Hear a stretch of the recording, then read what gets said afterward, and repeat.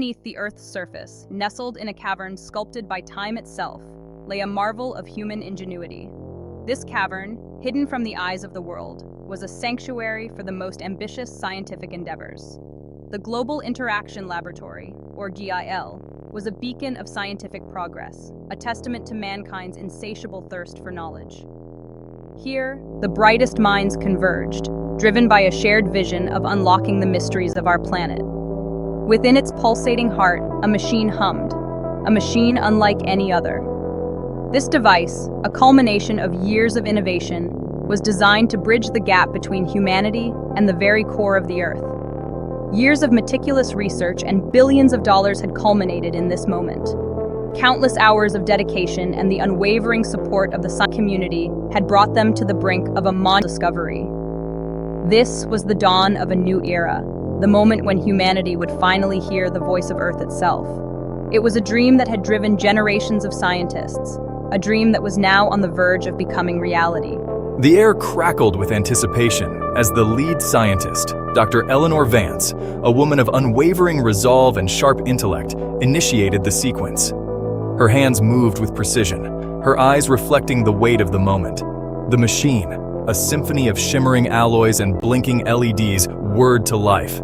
Each component worked in harmony, a testament to the intricate design and engineering prowess behind its creation. A low thrum reverberated through the cavern, echoing off the walls like an ancient heartbeat. The sound grew, filling the space with a sense of impending revelation. Then, silence. A silence so profound, so pregnant with expectation, that it felt like the entire world was holding its breath. And then it spoke, the voice of the Earth, a sound that would change everything, resonated through the cavern. A voice, ancient and deep, resonated from the heart of the machine, echoing through the chambers with profound intensity. It wasn't a voice in the conventional sense, not a collection of words and sentences, but a symphony of emotions and memories. It was more a feeling, a vibration, that seemed to bypass the ears and resonate directly within the soul, touching the very essence of being. It spoke of eons past, of epochs long gone, of the birth of stars and the dance of continents, painting a vivid picture of the universe's grand tapestry. It was the voice of Earth, and it was breathtaking, a harmonious blend of nature's symphony and the planet's heartbeat. Dr. Vance and her team listened, spellbound, as the Earth revealed its secrets, each revelation more astonishing than the last. It spoke of its creation, its long journey through the cosmos, its joy and its pain, a saga of cosmic proportions.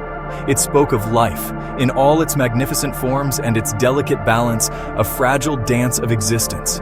And it spoke of humanity, a species both wondrous and destructive, a species capable of great love and unimaginable cruelty, a paradox of creation. The implications were staggering.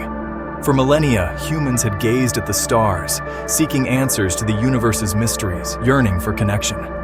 Now the universe was gazing back, whispering its secrets not from distant galaxies, but from the very ground beneath their feet, a profound revelation of interconnectedness.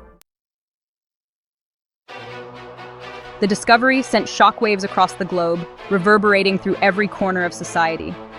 Here was irrefutable proof. Earth was not just a celestial body, but a sentient being, a living, breathing entity with its own thoughts, feelings, and experiences. This revelation changed everything we thought we knew about our planet. The potential for understanding, for collaboration, was limitless. Scientists, philosophers, and leaders from all walks of life began to envision new ways to connect with this sentient Earth. Imagine a world where humanity could tap into the Earth's wisdom, learning to live in harmony with nature, solving the planet's most pressing problems. This vision of a symbiotic relationship promised solutions to climate change, resource depletion, and environmental degradation. This was the promise of GIL, a promise of a brighter future. A future where technology and nature coexisted, where human ingenuity was guided by the Earth's ancient wisdom. But with promise came peril. The very fabric of our world was at risk. The very foundations of human society were shaken. Long-held beliefs and systems were suddenly called into question. Religions, built upon the belief in human dominion over nature, were thrown into disarray. Faiths that had stood for millennia now faced existential crises. Governments grappled with the implications of this newfound knowledge, fearing the potential for chaos and upheaval. Policies and laws were hastily reconsidered, and debates raged on about the best course of action. The world held its breath, caught between the hope of a new dawn and the fear of the unknown. People everywhere were forced to confront their deepest fears and highest hopes. The greatest threat, however, came not from governments or institutions, but from within, from those who felt threatened by the truth, those who clung to old dogmas, to power structures built on fear and control. They resisted change, fearing the loss of their influence. They saw Gil not as a bridge to understanding, but as a threat, a challenge to their authority. Their resistance was fierce and unyielding, and they were determined to silence it. The battle for the future of humanity and the earth had begun, a struggle between enlightenment and ignorance, between hope and fear. In the hallowed halls of ancient institutions, a conspiracy was brewing. Religious leaders, their authority challenged, their doctrines undermined, gathered in the shadows. Fearful whispers filled the air, whispers of heresy, of blasphemy, of an ancient order threatened by the audacity of science. They saw in Gil not a marvel of human ingenuity, but a tool of the devil, a gateway to forces beyond human comprehension. They vowed to destroy it, to protect humanity from the dangerous truths it threatened to unveil. Their weapon of choice? Disinformation. They spread rumors, sowed seeds of doubt, painted Dr. Vance and her team as heretics, as charlatans, as threats to humanity's spiritual well-being. Their followers, blinded by faith and fear, became unwitting pawns in their game of deception. Protests erupted, fueled by misinformation and religious fervor. The world watched, horrified, as the very people who claimed to be guardians of morality turned against the very institute. They spread seeds of doubt, painted Dr. Vance and her team as heretics, as charlatans, as threats to humanity's spiritual well-being. Their followers, blinded by faith and fear, became unwitting pawns in their game of deception. Protests erupted, fueled by misinformation and religious fervor. War. Terrible. Technology has woven itself into the very fabric of human culture. From the mundane to the extraordinary, our lives are increasingly intertwined with the digital realm. We carry smartphones that connect us instantly to a global network of information and communication. Social media platforms have become our virtual town squares, where we share our thoughts, experiences, and aspirations. This technological revolution is reshaping how we interact, learn, and even think. The boundaries between physical and virtual realities are blurring. We are witnessing the emergence of a hybrid existence where the digital and the tangible intertwine seamlessly.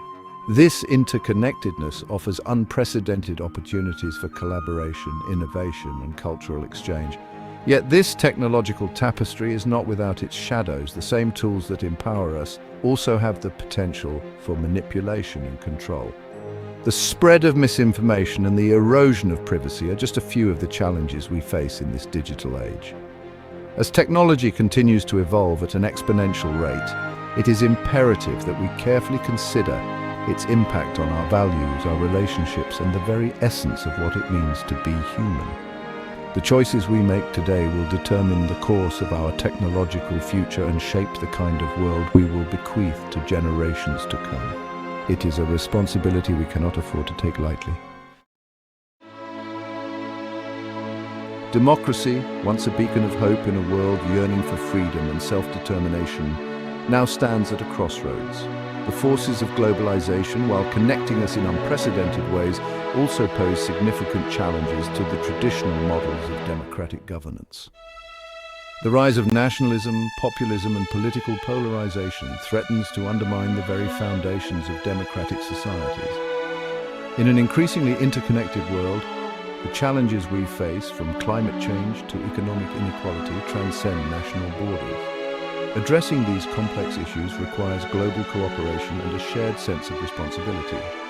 However, the current political climate is often characterized by division, mistrust, and a retreat into narrow self-interest. The future of democracy hinges on our ability to adapt to these changing realities. We need to find new ways to foster dialogue, rebuild trust, and bridge divides. This requires a renewed commitment to the values of tolerance, inclusivity, and the peaceful resolution of conflict. It also demands a willingness to reform outdated institutions and create new mechanisms for global governance that can effectively address the challenges of the 21st century. The path forward will not be easy, yet the stakes are too high to succumb to apathy or despair. The fate of democracy, and indeed the future of humanity, depends on our ability to navigate this critical juncture with wisdom, courage, and an unwavering belief in the power of collective action. Religion, a powerful force in shaping human civilization, presents a paradox in the modern world. On the one hand, it offers solace, meaning, and a sense of community to billions of people across the globe. It inspires acts of compassion, charity, and selflessness, reminding us of our shared humanity and our responsibility to care for one another. On the other hand, religion has also been a source of division, conflict, and violence throughout history. Differences in religious beliefs and interpretations have fueled countless wars and continue to ignite tensions in many parts of the world today. The rise of religious extremism and intolerance poses a serious threat to peace and stability in an increasingly interconnected world. The challenge for religion in the 21st century lies in harnessing its potential for good while mitigating its capacity for harm. This requires a conscious effort to promote interfaith dialogue, understanding, and respect. It also necessitates a critical examination of religious texts and traditions, identifying and challenging those aspects that promote violence, hatred, or discrimination. The evolution of religion towards a more peaceful and tolerant future depends on the willingness of religious leaders and followers alike to embrace the principles of compassion, empathy, and forgiveness. It requires a shift in focus from dogma and division to a shared commitment to human dignity, social justice, and the pursuit of peace. Humanity stands on the precipice of a technological revolution unlike any other: the creation of artificial intelligence. For centuries, the realm of intelligence was considered the exclusive domain of biological beings. Yet, our relentless pursuit of knowledge and our insatiable thirst for innovation have led us to the cusp of developing machines capable of learning, reasoning, and even surpassing human cognitive abilities. The implications of this technological leap are profound and far-reaching. AI has the potential to revolutionize countless aspects of our lives, from healthcare and education to transportation and energy production. It holds the promise of solving some of humanity's most pressing challenges, such as curing diseases, mitigating climate change, and alleviating poverty. However, the development of AI also raises profound ethical and philosophical questions.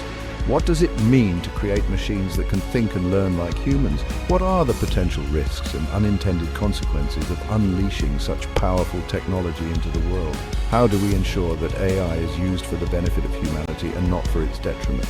These are not merely hypothetical questions to be pondered by philosophers and science fiction writers. They are real-world dilemmas that demand our immediate attention.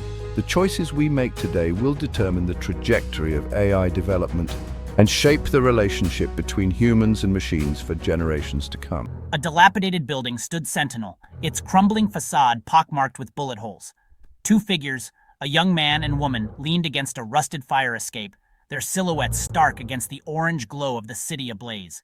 He, Liam, with eyes the color of a stormy sea, took a long drag from his cigarette, the ember glowing like a malevolent eye.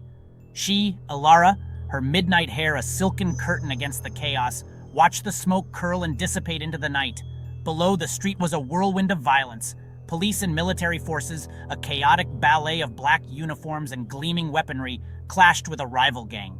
The rhythmic bark of automatic gunfire was punctuated by the shattering of glass and the anguished cries of the wounded.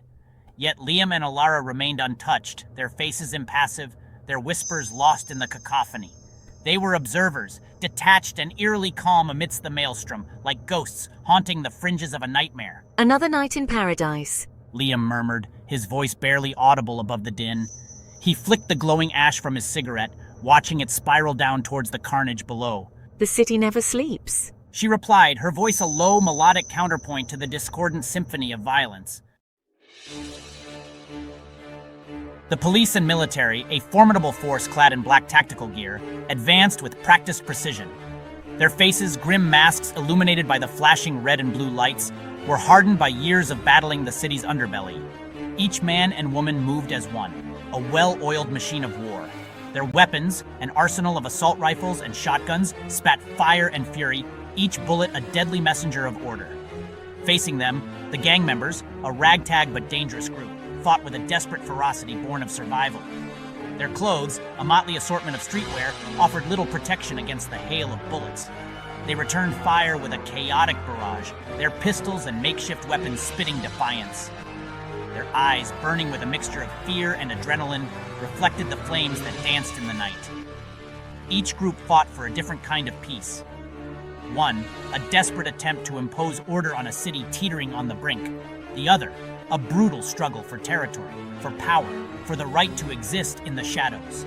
Their battle lines, drawn in blood and bullets, were a testament to the city's descent into chaos. The air grew heavy with the metallic scent of blood, a grim testament to the human cost of the conflict. Bodies, some clad in the black of law enforcement, others in the haphazard attire of the streets, lay scattered across the asphalt like discarded ragdolls. Their eyes stared vacantly at the indifferent sky, their lives extinguished in a heartbeat. A prison transport truck, its metal skin riddled with bullet holes, lay on its side, its precious cargo spilling out onto the street.